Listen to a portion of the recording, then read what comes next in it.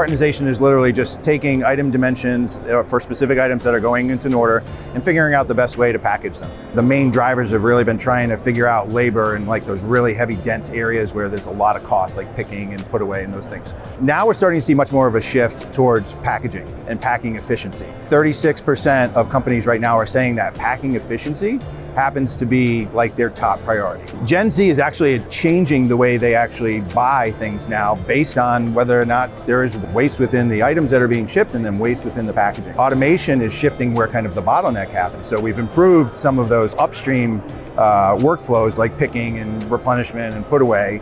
And it's caused a little more gridlock on the shipping dock or in the packing station. So trying to drive more efficiency from a packing perspective. Costs just continue to go up. GRI from UPS, FedEx, they're 5.9% last year.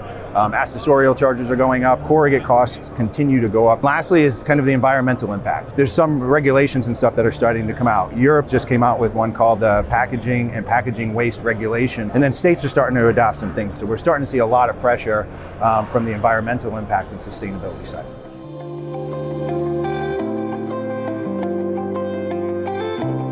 We've kind of evolved into 4 steps from a cartonization perspective. The first one was kind of a rules-based cartonization, which just used predefined rules, constraints to determine how items go into a package. Then we started, which is what you see a lot of right now, is liquid fill. So you're really just taking the kind of the total cubic volume of all the items that you're shipping, translating it into kind of liquid to go into a box. Then you get into kind of 3D cubing, which is literally where we are starting to look at kind of the items as each individual 3D and how they will fit specifically into containers.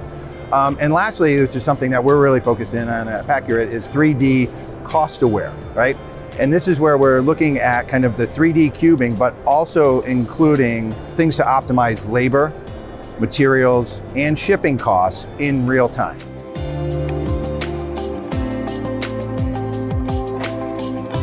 The biggest thing is trying to right-size the box. By going further and further along, like we were talking about with the 3D cubic, we will take into account kind of rate cards, we'll look at materials costs, we'll look at kind of labor, all of those things dynamically, try and drive that efficiency at the pack stations. What we're also able to do is, as a result of kind of minimizing some of this volume that's going out, we're potentially shipping smaller cartons, we're getting better void fill, better utilization out of the containers, which also means that we're putting less cartons on a truck, which means we're getting less trucks and less planes in the air. Depending on the size of the shipper and the negotiated rate cards and potential stuff that they might have, we're looking at anywhere from 6 to 15% improvement just in the transportation savings.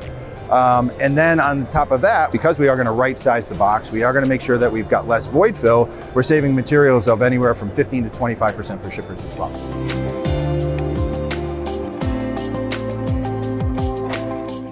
We are taking the guesswork out for people. And a lot of times what happens is that they will pack something in a box and then realize it doesn't fit and then have to go and grab another larger box. And sometimes they might grab a much bigger box that's going to put them into even less efficiency and more cost. By taking out that guesswork and showing them exactly how to package things, and we will actually provide a 3D image on the screen for packers to show them exactly how things to pack, you help keep them efficient and keep them cost effective.